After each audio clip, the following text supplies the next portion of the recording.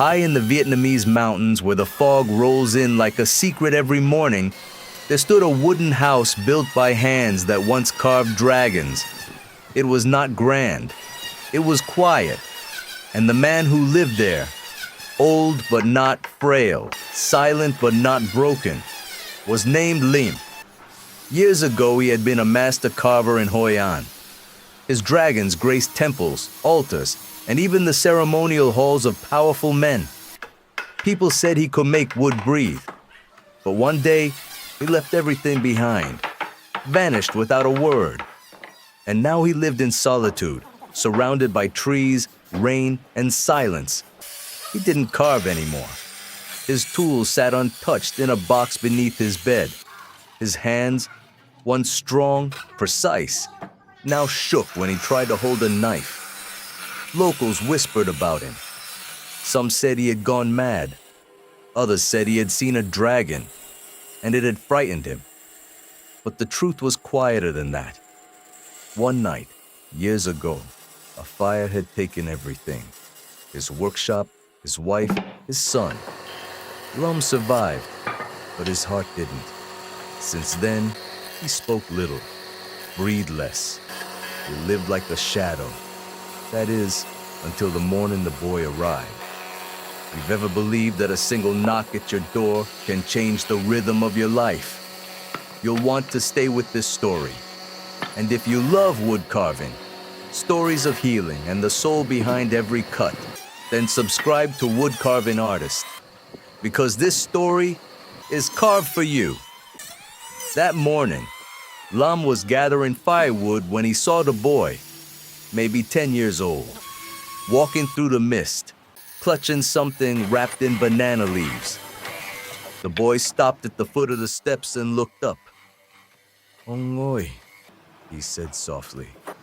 "I found this. It looked like it needed you." Inside the leaves was a broken chunk of driftwood, warped, cracked, but with one perfect swirl in the grain like the breath of a sleeping dragon. Lum didn't speak. He didn't take it. But for the first time in years, he didn't turn away either. Because sometimes, wood calls you back.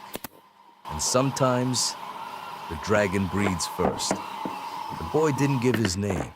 He didn't ask for food or shelter. He simply placed the driftwood on the bamboo mat outside the door and sat on the lowest step, his small hands clasped together as if in silent prayer. Lum watched from the doorway, arms crossed, his breath shallow. Children didn't come up here. No one did. The path was steep, unkind, like life itself. Yet this boy had climbed it, barefoot, holding a piece of ruined wood like it was treasure.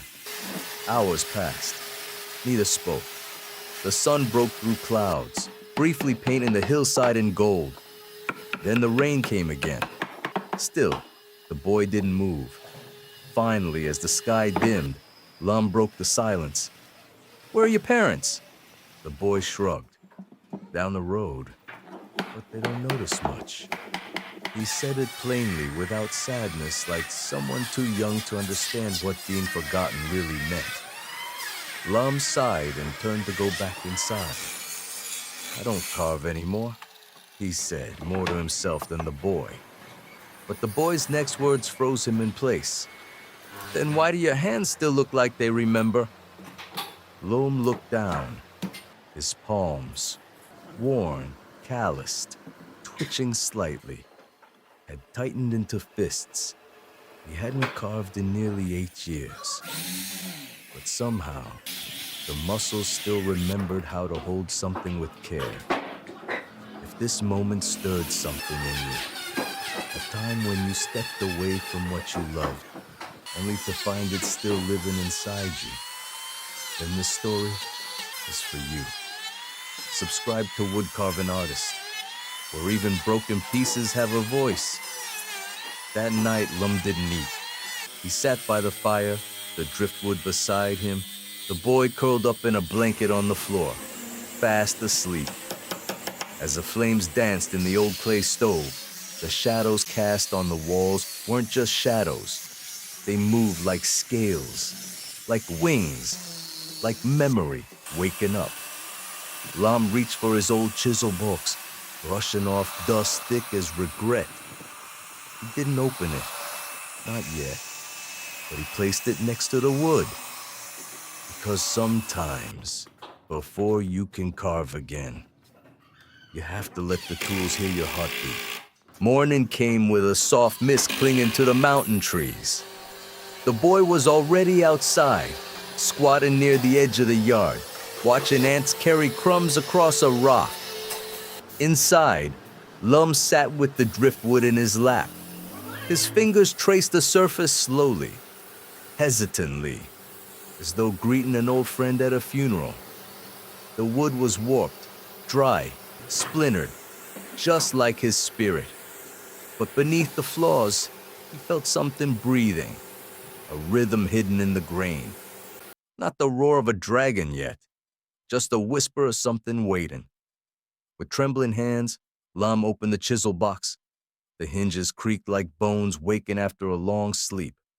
Inside, each tool sat in its slot, quiet, patient. He chose one, the smallest, the one his wife had bought him the day their son was born. The chisel fit his palm as if no time had passed. Slowly, carefully, he carved a single line into the driftwood, then another. Not for beauty, not for form, just to remember the sound of the blade moving through wood. The boy watched in silence, eyes wide. "Is it a dragon?" he finally asked. Lum didn't answer. He wasn't sure yet. But as the shape began to take form, a curl, a ridge, the hint of a snout, something inside him exhaled. For the first time in years, he felt his lungs open all the way. He hadn't even realized how shallow he'd been breathing. If you know what it feels like to hold your breath for years, to bury your gift because it hurt too much to keep it alive, then subscribe to Wood Carving Artist. Because this isn't just a story, it's a return. That afternoon, Lam carved until his hands ached. The boy brought water and sweet potatoes from his pocket. "For both of us," he said with a grin. Lum didn't smile, but he took a bite. The dragon didn't have eyes yet, or teeth, or wings, but the wood was no longer just wood. It was a vessel, a memory, a breath. That night, as the fire crackled, Lam whispered to the boy, "Every dragon is born from a womb." The boy didn't understand, not yet, but someday he would. That night, the wind howled through the forest like a memory refusing to be forgotten. The fire inside the house crackled, casting long shadows on the wooden walls. And for the first time since the boy arrived, Lam spoke more than a few words. "It was a workshop," he said, voice low, eyes fixed on the flickering flame. "In Hoi An, near the river." The boy didn't interrupt. He just listened, wide-eyed, as if sensing that what he was hearing wasn't just a story, but a scar being revealed. "I carved dragons," Lam continued, "for temples, for tourists, for men who thought they could buy power if they owned something fierce." His fingers curled around a cup of tea, but he didn't drink. "One night, my son was helping me, just 10 years old. He loved watching the sparks fly when I sanded the wood. He said the dragons looked like they were waking up." Lum paused, the silence thick as smoke. There was a candle. Wind? I don't know. One spark caught the shavings. I didn't notice until it was too late. The boy's lips parted, but no words came. My wife tried to go back in. I told her I had him. Lum didn't finish. He didn't need to. The fire in the stove flicked, and for a moment, it was as if the flames remembered too. "Since then," he whispered, "I haven't carved. Because every time I touch wood, I smell the smoke.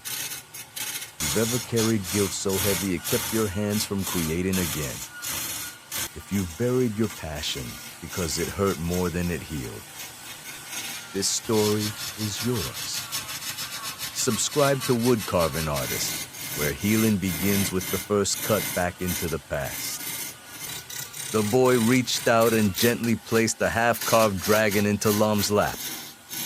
Maybe, if you finish it, they'll know you still remember them. Lum looked at him, startled. Who taught you to say that? The boy shrugged. No one. But his eyes glowed with something deeper than understanding. Something old. Something sacred. Lum took a breath. A real one. Deep. Full. And the fire that once destroyed him warmed him again. For the next few days, the dragon took shape slowly. Not because Lum worked too carefully, but because each cut carried the weight of memory. The boy stayed close, asking quiet questions, watching with reverence. He never asked about the fire again, but Lum could feel the boy's presence like a second heartbeat beside him. Steady, warm, grounding. The wings were the hardest. Lum hadn't carved wings in years. In his mind, dragons had always flown freely. But now, every time he tried to shape them, his hands hesitated, as if afraid to give something flight again. What's wrong with them? The boy asked, tilting his head. They look like they're scared to fly. Lum nodded. Maybe they are. The boy squinted. Can wood be scared? Sometimes, Lum said, pausing his chisel. But usually, it's the hands holding the blade. He leaned back, staring at the dragon's unfinished wings. Not smooth enough, not strong enough. But then the boy did something unexpected. He brought over a thin branch he'd found in the yard, shaped like a crooked V. This looks like wings to me, he said. Maybe the dragon doesn't need to fly high. Just enough to feel the wind again. Lum stared at the branch and smiled. Just slightly. Just enough, he echoed. If this moment touches something in you, a time when your dreams had wings, but life told you to stay grounded, then let this dragon remind you. It's never too late to rise again. Subscribe to Wood Carving Artist and keep rising with us. That night, Lum carved differently. The lines were looser, more alive. The wings curved not in perfection, but in spirit. And when he stepped back, he saw not a majestic dragon from old temples, but a wounded one, brave enough to stretch again. The boy clapped. He's almost ready. Lum chuckled. He? Of course, the boy said. He's you. Lum blinked. Me? The boy just smiled. And in that quiet glow, the dragon seemed to breathe again. Not from the wood, but from the space between pain and healing. The dragon was nearly done. Its eyes were still closed, two shallow curves waiting to awaken. But the rest of it pulsed with quiet power. Lum had carved every scale with care, not seeking symmetry, but story. The wings now stretched with a strange elegance, imperfect but proud. The boy sat beside him, legs crossed, eyes fixed on the creature. He needs a name, he whispered, as if saying it too loud might scare the dragon away. Lum wiped sweat from his brow and leaned back. You should name him. You brought him here. The boy grinned as if he'd been waiting for permission. Then I'll call him. And Lum paused. The chisel slipped slightly from his fingers. What did you say? And the boy repeated. Means peace, right? It looks like peace coming out of fire. The old man swallowed hard. His son's name had been on. The one lost in the fire. The one who used to press his cheek against freshly sanded wood and whisper, I think I hear dragons sleeping. Lum turned to the boy slowly, searching his face. Not for features, but for something deeper. "Why did you come up here?" he asked. The boy shrugged. "I don't know. I just followed the sound of tapping." "You heard me carving?" "No," the boy said, looking down. "Before that." He tapped his chest. "Here." Lum looked at him for a long moment, the world around them suddenly still. Not even the birds dared interrupt. You've ever felt that some souls return to us in strange ways, not as ghosts, but as gentle nudges to start again? This story is your sign. Subscribe to Wood Carving Artist and share your story in the comments. We read everyone. Lam placed his hand over the dragon's chest, over the heart he hadn't carved yet. "An," he whispered. The word trembled through him like wind through bamboo. "Yes, that's his name." The boy smiled wide, proud. "He's almost ready." "Yes," Lum replied, blinking back a tear. But not just him. That night, Lam didn't sleep.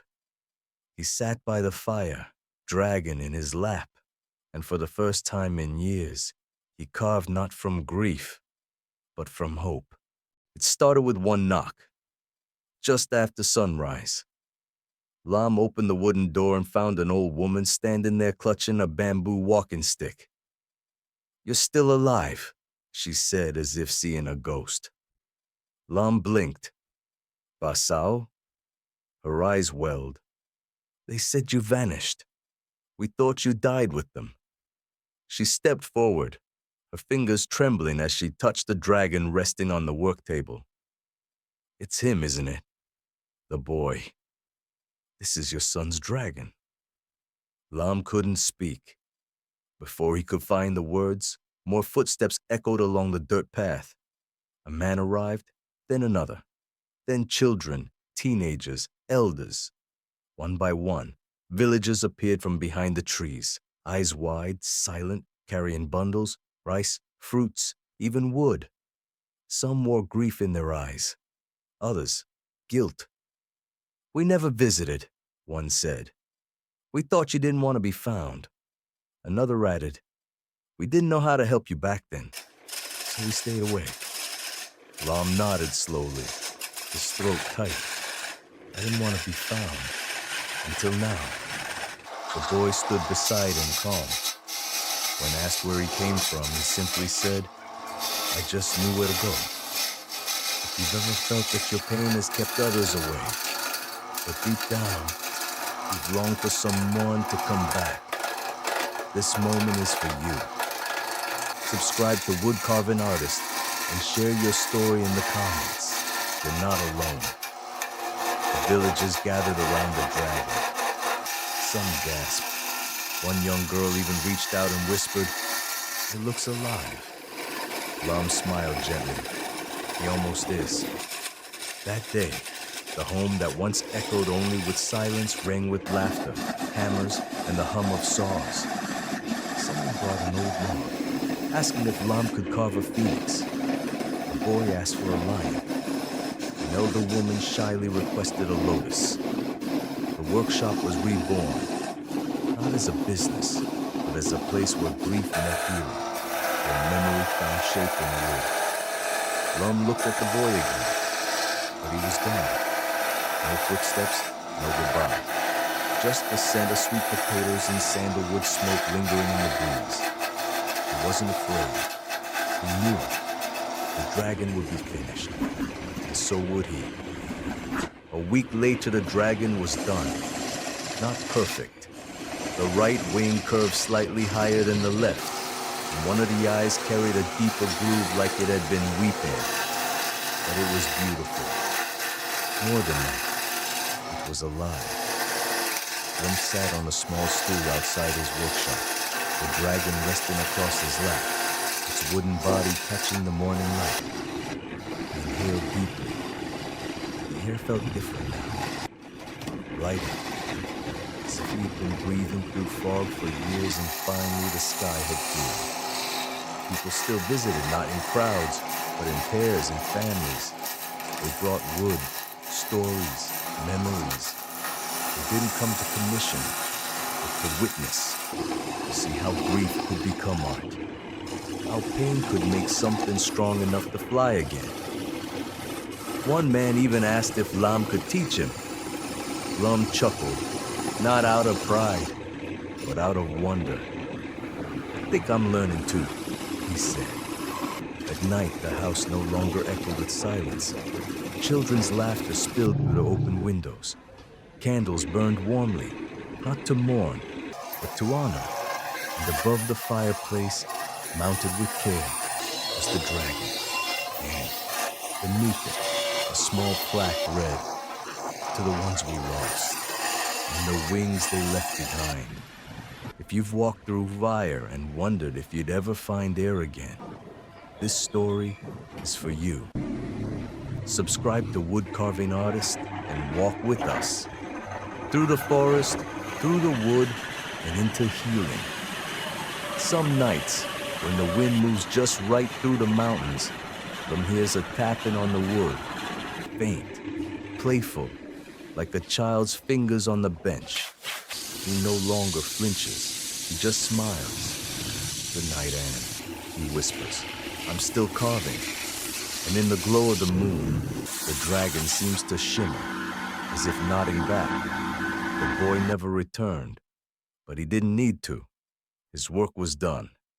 Lam now carved with others, not just statues, but stories, not just dragons, but second chances. And in each finished piece, a little more breath returned, not just to the wood, but to the man who thought he'd lost his forever.